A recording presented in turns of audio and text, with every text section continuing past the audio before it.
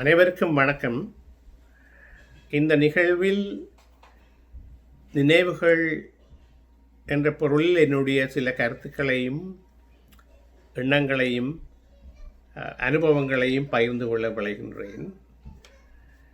எங்கள் எல்லோருக்கும் தெரிந்தது போலவே நினைவுகள் எங்களுக்கு முக்கியமானவை. அவை தனியாளுடைய நினைவுகளாக இருக்கலாம், அல்லது ஒரு சமூகத்தினுடைய கூட்டு நினைவுகளாக இருக்கலாம். நினைவுகளுக்கு முக்கியத்துவம் தராதவர்கள், நினைவுகளை கணக்கில் எடுக்காதவர்கள், அல்லது நினைவுகளை மறந்து போபவர்கள் அவர்கள் நினைவிலிகளாக இருப்பார்கள். ஒரு நினைவிலி நிலைப்பாடு, நினைவிலி சமூகம் ஆரோக்கியமான சமூகமாக இருக்க முடியாது. எங்களுக்கு நினைவுகள் முக்கியம். அந்த நினைவுகளினுடைய ஊற்று கண்ணாக பல விடயங்கள் இருக்கலாம். ஒன்று, எங்களுடைய கடந்த காலத்தில் எங்களுக்கு இருக்கக்கூடிய கழிவிறக்கம்.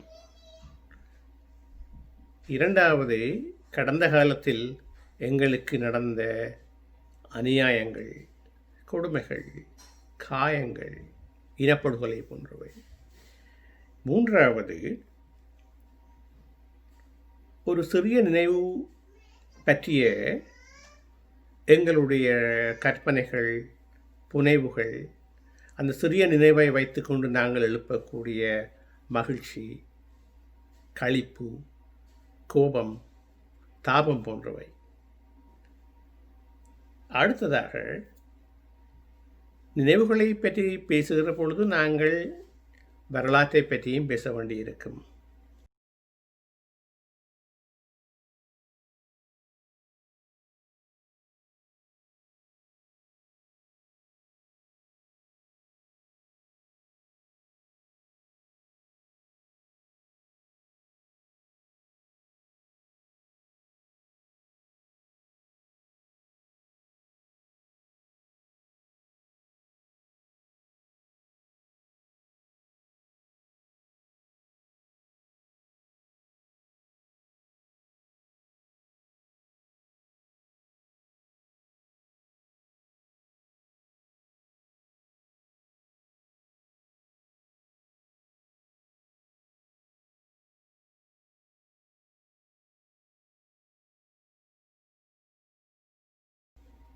நினைவுகளை பற்றி பேசுகிற பொழுது நாங்கள் கனவுகளை பற்றியும் பேச வேண்டும். நினைவுகளையும் வரலாற்றையும் கனவுகளையும் நாங்கள் பிரிக்க முடியாது. ஏராளமான கவிஞர்கள் நினைவுகளை பற்றியும் எழுதியிருக்கிறார்கள், அவற்றை கனவுகளோடு சேர்த்து எழுதியிருக்கிறார்கள், அவற்றை வரலாற்றோடு சேர்த்து எழுதியிருக்கிறார்கள். ஒரு சில நினைவுகளை வைத்துக்கொண்டு அவற்றுடைய புனைவாகவும் ஏராளமான இலக்கியங்கள் வந்திருக்கின்றன. அந்த புனைவுகளில் கற்பனையும் இருக்கின்றது, அழகும் இருக்கிறது, விசித்திரமான ஒரு விடுப்பார்வம், ஃபேண்டசி என்று நாங்கள் சொல்வோம், அதுவும் இருக்கிறது. இவை அனைத்தும் சேர்ந்தவைதான் எங்களுடைய நினைவு தொகுதிகளாக அமைகின்றன. ஆனால் நாங்கள் நினைவுகளை வெறுமனே நினைவுகளாகவும் நிகழ்வுகளாகவும் கடந்த கால சம்பவங்களாக மட்டுமே நாங்கள் குறுக்கிவிட முடியுமா என்ற ஒரு கேள்வி இருக்கிறது. அப்படி கேட்டால் அதற்கான மறுமொழி இல்லை என்பதாக இருக்கும். பல வழிகளில், பல தளங்களில் நினைவுகள் என்பவை எங்களுடைய அடையாளமாகவும் இருக்கின்றன. எங்களுடைய அடையாளத்தை உருவாக்குபவையாகவும் அவை இருக்கின்றன. அவை தனிமனிதனுடைய நினைவுகளாக இருக்கலாம், அல்லது ஒரு சமூகத்தினுடைய கூட்டு நினைவுகளாக இருக்கலாம். அவற்றை நாங்கள் எப்படி நினைவு கொள்கின்றோம், எப்படி நாங்கள் மீள நினைவு கொள்கின்றோம், எவற்றை நினைக்கின்றோம், அவற்றை மறக்கின்றோம், எதை நினைத்தோம், எதை மறந்தோம் என்று என்னுடைய கவிதை வரி ஒன்றில் வரும். அவை எங்களுடைய அடையாளத்தை தீர்மானிப்பதிலும் வடிவமைப்பதிலும் மாற்றங்களை கொண்டு வருவதிலும் மிக முக்கியமான பங்கை வகிக்கின்றன. இது ஒரு முக்கியமான விடயமாக நாங்கள் இந்த நினைவு தொடர்பில் என்னுடைய கருத்தை நான் முன்வைக்க விரும்புகின்றேன். இன்னும் ஒரு சிக்கலான விடயம் இருக்கிறது நினைவுகள் தொடர்பாக. என்னவென்றால், நினைவுகளை ஒரு கவிஞன் அல்லது ஒரு கலைஞன்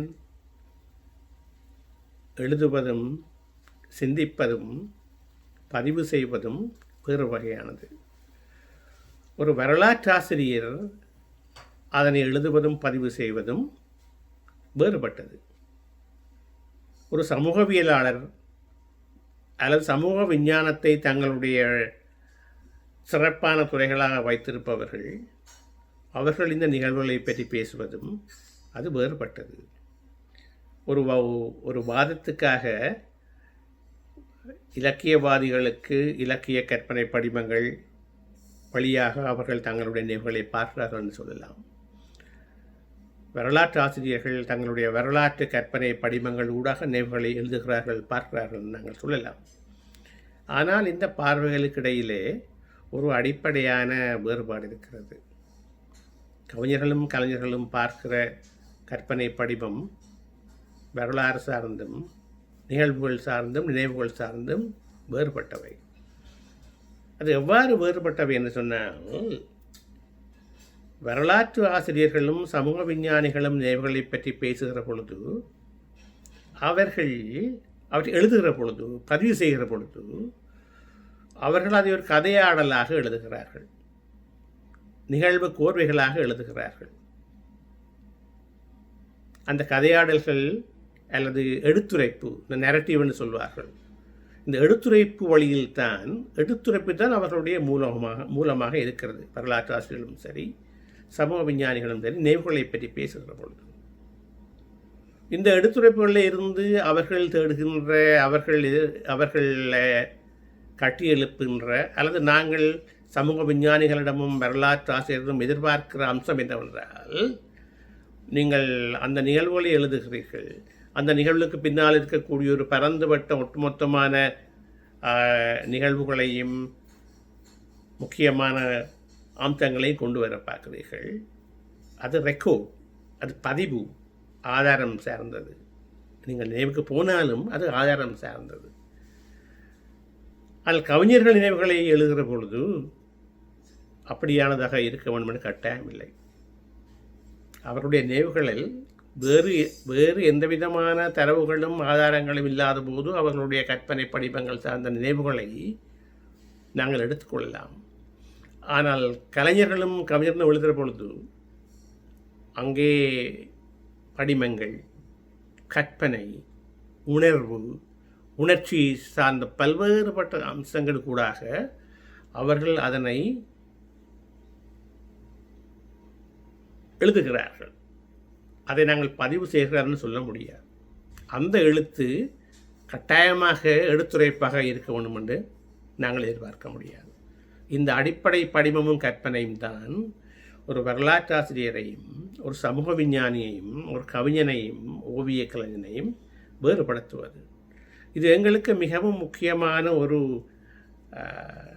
சிந்தனை என்றால், கடந்த பல ஆண்டுகளாக ஏராளமான மோசமான அநியாயமான அனுபவங்களாலும் நிகழ்வுகளாலும் நினைவுகளாலும் நாங்கள் சூழப்பட்டிருக்கின்றோம். இனப்படுகொலைக்கு உள்ளான ஒரு சமூகம் எங்களுடைய சமூகம்.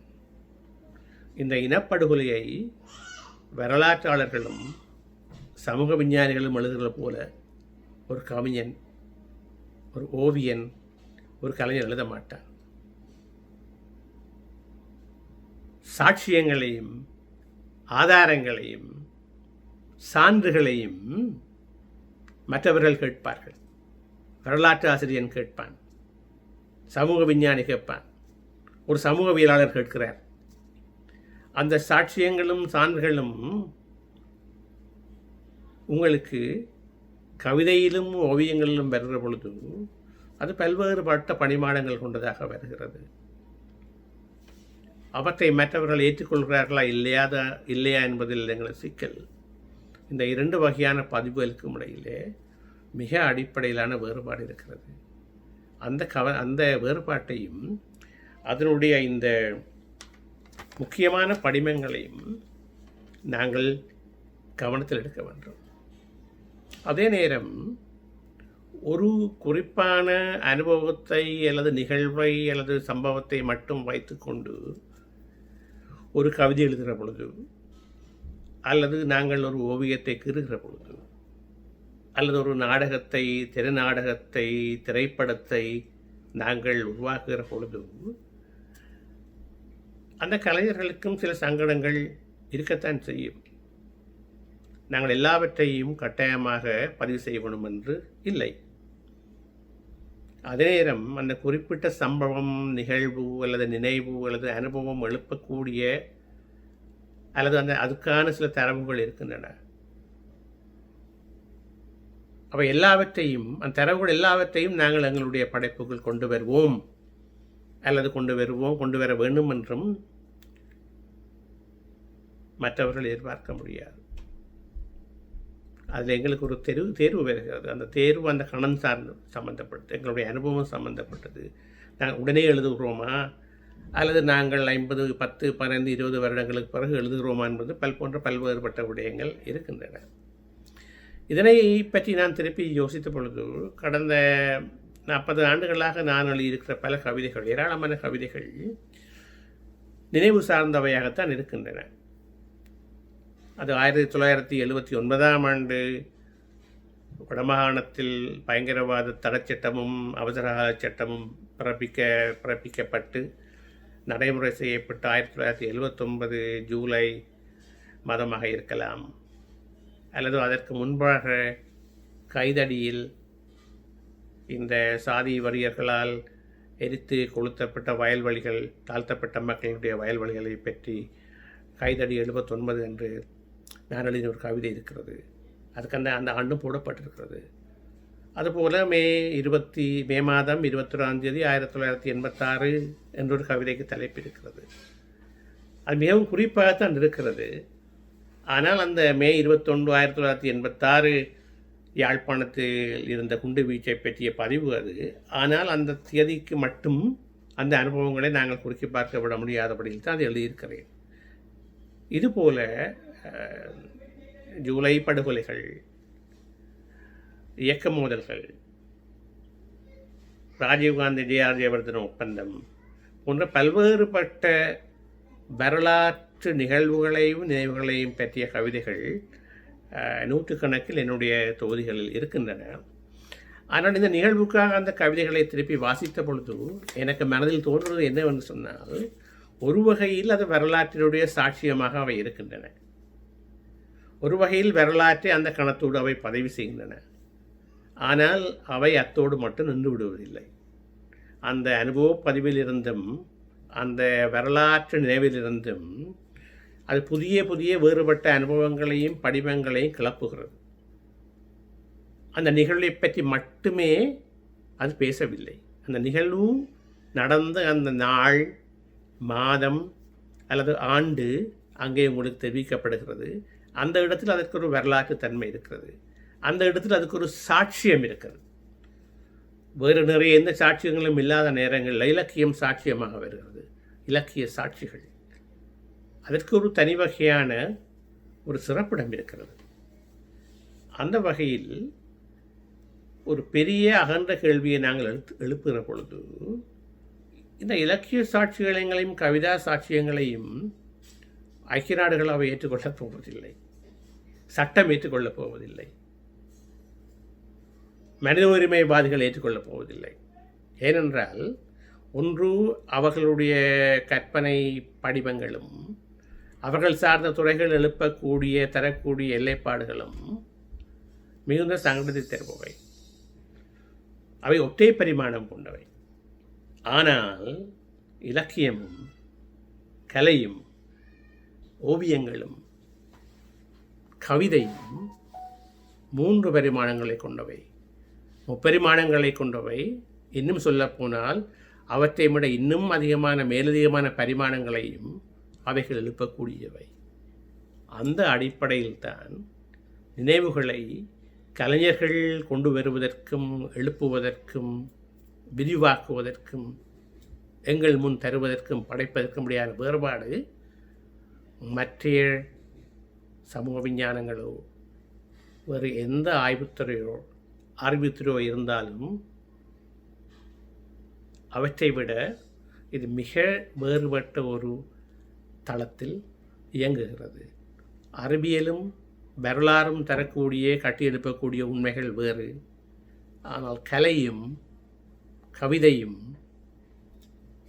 எங்களுக்கு முன்னால் படைக்கக்கூடிய உண்மை, அது அழகியல் உண்மையாக இருக்கலாம் அல்லது நினைவினுடைய உண்மையாக இருக்கலாம்.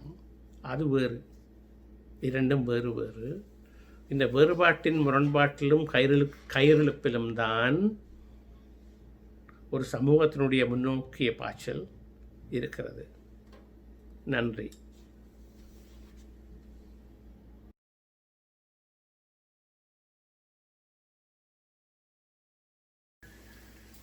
நினைவு எழுதுதல் தொடர்பாகவும், நினைவுகள் தொடர்பாகவும், நினைவு அழிதல் தொடர்பாகவும் நிறைய கவிதைகளை நான் எழுதியிருக்கின்றேன். அந்த கவிதைகளில் ஒரு சில கவிதைகளை வாசித்து இந்த நிகழ்வை நிறைவு செய்ய விரும்புகின்றேன். நான் வாசிக்க இருக்கின்ற இந்த முதலாவது கவிதை, கவிஞனை நினைவு கொள்வது எப்படி அல்லது அல்லது அல்லது என்ற கவிதை. இந்த கவிதை என்னுடைய அருமை நண்பன் கவிஞர் செழியனுக்காக அவன் காலமான போது எழுதிய ஒரு கவிதை. கவிஞனை நினைவு கொள்வது எப்படி? கவிஞனை நினைவு கொள்வது எப்படி?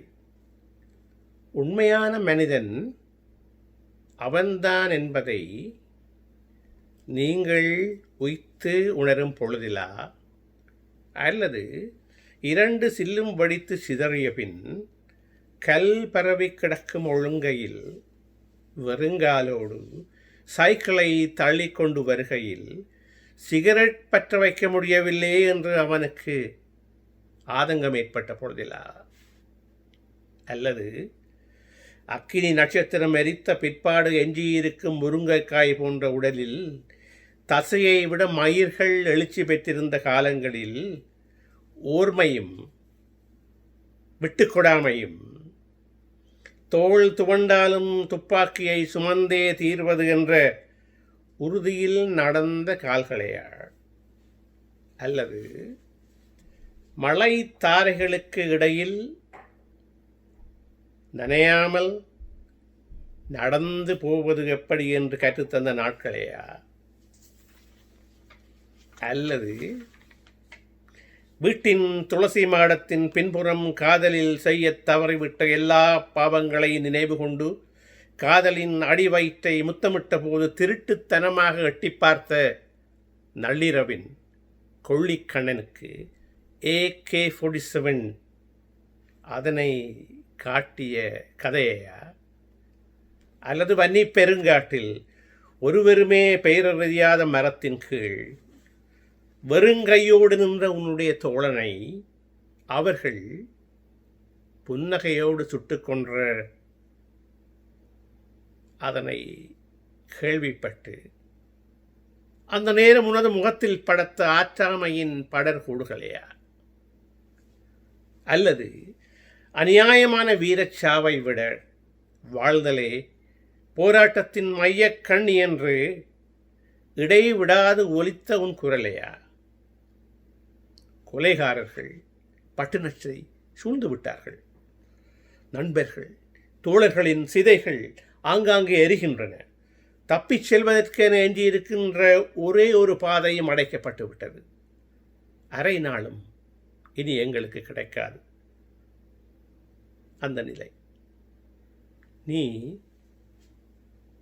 ஆணவமற்றவன், அங்கதத்தில் திளைப்பவன், அன்பின் செழிப்பில் லட்சம் தவிர்ப்பவன், சாக மறுத்தவன்.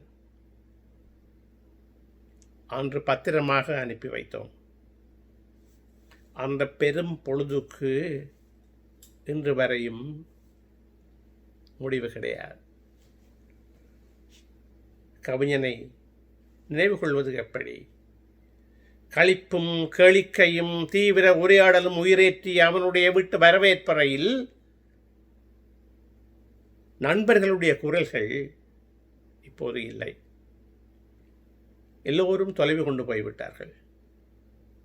கவிதையின் அந்தரங்கத்தை பிழம்பாய் ஒலி எழுப்பிய மது கிண்ணங்கள் அவையெல்லாம் கரைந்து போய்விட்டன. யார் யாருடைய வீட்டுச் சுவர்களில் அவனுடைய முகம் அழியாத நினைவாக தொங்குகிறது என தெரியாது. அவனை இழந்த பின் ஒரு துளி கண்ணீர் பெரும் பாறை போல கனக்கிறது.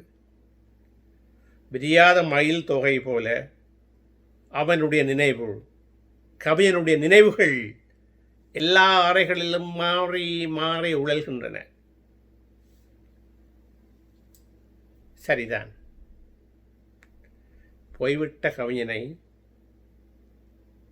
கவிஞனை போக விடுங்கள். அல்லது அல்லது அல்லது என்னுடைய அடுத்த கவிதையின் தலைப்பு நினைவிலி. ஒளித்து வைத்திருந்த வளைகூடம் ஒரு சதுர கட்டிடம். தெருவோரம் சதுர காணி நிலத்தில் ஒரு வீடும் வளவும் சீதனமாக வேண்டும் என நானும் நீயும் பலரும் வலிந்து கேட்டதை நாங்கள் இப்போது மறந்து விடுவோம். அது கதையல்ல. என்னிலும் இல்லை, ஒரு துளி வானமும் இல்லை. மழைக்கும் இடிக்கும் மின்னலுக்கும் கட்டிடம் அதிர்ந்ததாக ஒரு குறிப்பும் இல்லை. அது பற்றிய நினைவும் கிடையாது. காவல் படையாளின் சிங்களம் விளங்கவில்லை என்று அவளுக்கு திருப்பி சொன்னால், அதற்கு பதிலாக அவள் தனக்கு தெரிந்த எல்லா கெட்ட வார்த்தைகளையும் எங்களை நோக்கி ஏவுகணைகளாக எறிகிறாள்.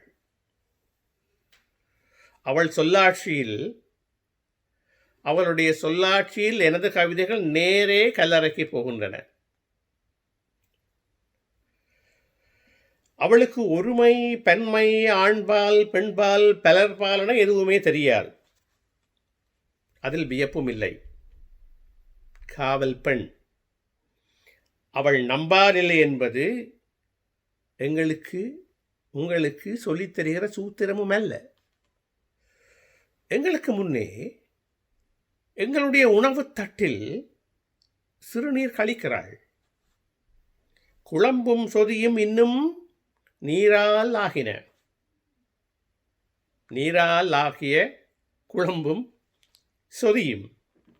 அதனை தின்னாவிட்டால் உக்கிய இரும்பு கம்பியால் அடிப்பாள் என்று தெரிந்தும் உணவு தட்டின் மீது காரி உமிழ்கிறேன்.